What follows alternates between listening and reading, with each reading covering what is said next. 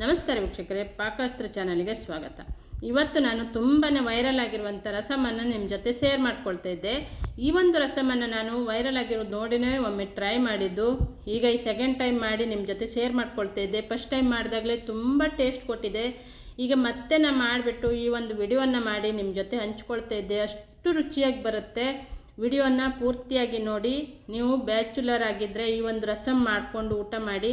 ಇದಕ್ಕೆ ಸ್ಟವ್ ಹಚ್ಚುವ ಅವಶ್ಯಕತೆ ಏನೂ ಇಲ್ಲ. ಪಟ್ಟಂತ ವೈಟ್ ರೈಸ್ ಒಂದಿದ್ದರೆ ಬಿಸಿ ವೈಟ್ ರೈಸ್ ಜೊತೆ ಸೂಪರಾಗಿರುತ್ತೆ.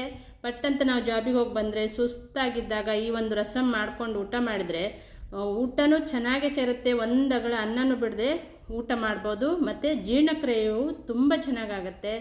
ಅಷ್ಟೇ ಟೇಸ್ಟಿಯಾಗಿ ಬರುತ್ತೆ. ವಿಡಿಯೋನ ಪೂರ್ತಿಯಾಗಿ ನೋಡಿ. ನನ್ನ ಚಾನಲನ್ನು ಫಸ್ಟ್ ಟೈಮ್ ನೋಡ್ತಾ ಇದ್ದರೆ ಸಬ್ಸ್ಕ್ರೈಬ್ ಮಾಡ್ಕೊಳ್ಳಿ. ಹಾಗೆ ನಾ ಮಾಡುವ ವಿಡಿಯೋನ ಇನ್ನೊಬ್ಬರಿಗೂ ಶೇರ್ ಮಾಡಿ, ಲೈಕ್ ಮಾಡಿ, ಸಪೋರ್ಟ್ ಮಾಡಿ. ತುಂಬ ವೈರಲ್ ಆಗಿದೆ ಇದು, ನೀವು ನೋಡಿರ್ಬೋದು. ನಾನು ಇದೇನಪ್ಪ ಇಷ್ಟೊಂದು ವೈರಲ್ ಆಗಿದೆ, ಇಷ್ಟು ಟೇಸ್ಟ್ ಇರುತ್ತಾ ಅಂತಲೇ ಟ್ರೈ ಮಾಡಿದ್ದಿದ್ದು. ತುಂಬ ಟೇಸ್ಟ್ ಕೊಟ್ಟಿದೆ, ಹಾಗಾಗಿ ನಿಮ್ಮ ಜೊತೆ ಶೇರ್ ಮಾಡ್ಕೊಳ್ತಾ ಇದ್ದೆ. ಒಂದು ನಿಂಬೆ ಹುಳಿಯ ಗಾತ್ರದ ಹುಣಸೆ ಹಣ್ಣನ್ನು ನಾನು ನೆನೆಸಿಟ್ಕೊಳ್ತೇನೆ. ಅಂದರೆ ನಾನೀಗ ಇಬ್ಬರಿಗಾಗುವಷ್ಟು ರಸಮನ್ನು ಮಾಡ್ತಾ ಇರೋದು. ನೀವು ಜಾಸ್ತಿ ಮಾಡೋರಿದ್ದರೆ ಹುಣಸೆ ಹುಳಿಯನ್ನು ಜಾಸ್ತಿ ನೆನೆಸ್ಕೊಳ್ಬೇಕು. ಇದನ್ನು ಚೆನ್ನಾಗಿ ಕಿವುಚ್ಕೊಳ್ಳೋಣ.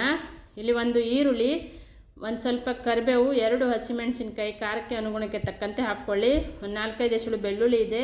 ಇವನ್ನೆಲ್ಲವನ್ನೀಗ ಮಿಕ್ಸಿ ಬೌಲಿಗೆ ಹಾಕ್ಕೊಳ್ತೇನೆ ನಾನು. 1 ಸ್ಪೂನ್ ಆಗುವಷ್ಟು ಜೀರಿಗೆಯನ್ನು ಹಾಕ್ಕೊಳ್ಳಿ. ಜೀರಿಗೆ ಹಾಕಿರುವ ವಿಡಿಯೋ ಇಲ್ಲಿ ಮಿಸ್ ಆಗಿದೆ. ಜೀರಿಗೆ ಹಾಕಿಬಿಟ್ಟು ಇದನ್ನು ತರಿಯಾಗಿ ರುಬ್ಕೊಳ್ಬೇಕು. ನೀರು ಹಾಕಬಾರ್ದು, ತರಿಯಾಗಿ ಇದನ್ನು ರುಬ್ಕೊಳ್ಳೋಣ. ನಾನಿಲ್ಲಿ ಜೀರಿಗೆ 1 ಸ್ಪೂನ್ ಹಾಕಿದ್ದು ಮತ್ತೊಮ್ಮೆ ಹೇಳ್ತಾ ಇದ್ದೆ.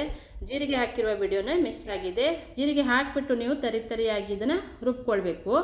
ಈ ಕಡೆ ನಾನು ಚೆನ್ನಾಗಿ ಹುಣಸೆ ಹುಳಿನ ಕಿವುಚ್ಬಿಟ್ಟು ಇನ್ನೊಂದು ಪಾತ್ರೆಗೆ ಶಿಫ್ಟ್ ಮಾಡ್ಕೊಳ್ತಾ ಇದ್ದೆ. ನೋಡಿ, ಹುಣಸೆ ಹುಳಿ ರಸ ನಿಮಗೆ ಜಾಸ್ತಿ ಬೇಕು ಅನಿಸಿದರೆ ಸ್ವಲ್ಪ ಜಾಸ್ತಿನೇ ಮಾಡ್ಕೊಳ್ಬೋದು. ಇದನ್ನು ಚೆನ್ನಾಗಿ ಕಿವುಚ್ಬಿಟ್ಟು ರಸವನ್ನು ಚೆನ್ನಾಗಿ ತೆಕ್ಕೊಳ್ಳೋಣ. ತುಂಬ ಟೇಸ್ಟಿಯಾಗಿಯೂ ಬರುತ್ತೆ. ಬಾಯಿ ರುಚಿಗೂ ತುಂಬ ಒಳ್ಳೆಯದಿದು, ಆರೋಗ್ಯಕ್ಕೂ ಒಳ್ಳೆಯದು. ಯಾಕಂದರೆ ಜೀರ್ಣಕ್ರಿಯೆಗೆ ತುಂಬ ಒಳ್ಳೆಯ ಒಂದು ರಸಮ್ ಇದು.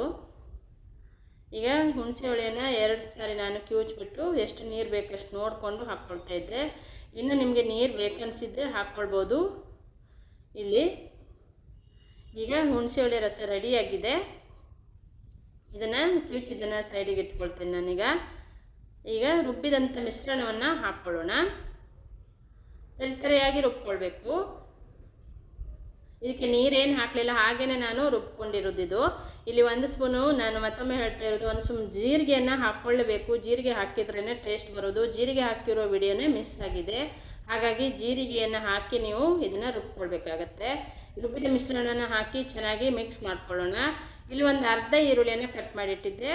ಮತ್ತು ಸ್ವಲ್ಪ ಕೊತ್ತಂಬರಿ ಸೊಪ್ಪನ್ನು ಹಾಕ್ಕೊಳ್ಳೋಣ. ಈರುಳ್ಳಿ ಬಾಯಿ ಸಿಕ್ಕಿದರೆ ಚೆನ್ನಾಗಾಗುತ್ತೆ ಊಟ ಮಾಡುವಾಗ, ಹಾಗಾಗಿ ಈರುಳ್ಳಿಯನ್ನು ಕಟ್ ಮಾಡಿ ಹಾಕಿರೋದು.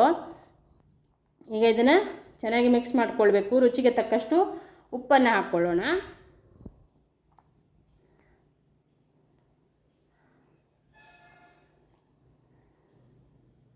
ರುಚಿಗೆ ತಕ್ಕಷ್ಟು ಉಪ್ಪು, ಹಾಗೆ ಹಸಿಮೆಣಸಿನಕಾಯಿನೂ ಹಾಗೆ ನಿಮ್ಮ ಖಾರಕ್ಕೆ ಅನುಗುಣಕ್ಕೆ ತಕ್ಕಂತೆ ಹಾಕ್ಕೊಳ್ಳಿ. ಈಗ ಇದನ್ನು ಚೆನ್ನಾಗಿ ಮಿಕ್ಸ್ ಮಾಡ್ಕೊಳ್ಳೋಣ. ನೋಡಿದ್ರಲ್ಲ, ಪೂಚಂಪುಳಿ ರಸಮ್ಮು ರೆಡಿಯಾಗಿದೆ ವೀಕ್ಷಕರೇ. ಒಮ್ಮೆ ನೀವು ಇದನ್ನು ಟ್ರೈ ಮಾಡಿ. ಹಾಗೆ ಇನ್ನೊಬ್ರಿಗೂ ಶೇರ್ ಮಾಡಿ, ಲೈಕ್ ಮಾಡಿ, ಸಪೋರ್ಟ್ ಮಾಡಿ. ಕಮೆಂಟ್ ಬಾಕ್ಸಲ್ಲಿ ಕಮೆಂಟನ್ನು ಬರ್ತಿಳಿಸಿ. ಎಷ್ಟು ಟೇಸ್ಟಿಯಾಗಿರುತ್ತೆ ಅಂದರೆ ಸೂಪರ್ ಕಾಂಬಿನೇಷನು. ವೈಟ್ ರೈಸಿಗಂತೂ ಹೇಳಿ ಮಾಡಿಸಿದಂಥ ಒಂದು ರಸಮ್ ಇದು. ಇಷ್ಟು ಈಸಿಯಾಗಿ ಪೂಚಂಪುಳಿ ರಸಮ್ಮು ರೆಡಿಯಾಗಿದೆ ನೋಡಿ. ಇದನ್ನೀಗ ವೈಟ್ ರೈಸ್ ಜೊತೆ ನಾನು ಸರ್ವ್ ಮಾಡ್ಕೊಳ್ತೇನೆ. ಸೈಡಲ್ಲಿ ನಾನು ಆಲೂಗಡ್ಡೆ ಫ್ರೈಯನ್ನು ಮಾಡ್ಕೊಂಡಿದ್ದೆ. ಇಲ್ಲಾಂದ್ರೇ ಆಲೂಗಡ್ಡೆ ಫ್ರೈ ಮಾಡ್ಕೊಳ್ಬೋದು, ಅಥವಾ ಉಪ್ಪಿನಕಾಯಿ ಜೊತೆನೂ ನೀವು ಇದನ್ನು ಸರ್ವ್ ಮಾಡ್ಕೊಳ್ಬೋದು. ಯಾವುದೂ ಇಲ್ಲ ಅಂದ್ರೂ ಅನ್ನ ರಸಮ್ 2 ಇದ್ದರೆ ಸಾಕಿದು. ಅಷ್ಟು ಟೇಸ್ಟ್ ಕೊಡುತ್ತೆ. ಸೈಡ್ ಡಿಶ್ ಏನೂ ಬೇಕೇ ಆಗಿಲ್ಲ ಇದಕ್ಕೆ, ಹಾಗೇ ಊಟ ಮಾಡ್ಬೋದು. ತುಂಬ ಚೆನ್ನಾಗಾಗತ್ತೆ. ನೋಡಿದ್ರಲ್ಲ ವೀಕ್ಷಕರೇ, ಎಷ್ಟು ಈಸಿಯಾಗಿ ಪೂಚಂಪುಳಿ ರಸಮ್ ರೆಡಿಯಾಗಿದೆ. ಇದೇ ಥರ ಹೊಸ ರುಚಿಗಾಗಿ ನನ್ನ ಚಾನಲನ್ನು ಸಬ್ಸ್ಕ್ರೈಬ್ ಮಾಡ್ಕೊಳ್ಳಿ. ಈ ಒಂದು ವಿಡಿಯೋನ ಇನ್ನೊಬ್ಬರಿಗೂ ಶೇರ್ ಮಾಡಿ, ಲೈಕ್ ಮಾಡಿ, ಸಪೋರ್ಟ್ ಮಾಡಿ. ವಿಡಿಯೋನ ಪೂರ್ತಿಯಾಗಿ ನೋಡಿದ್ದಕ್ಕೆ ಥ್ಯಾಂಕ್ ಯು.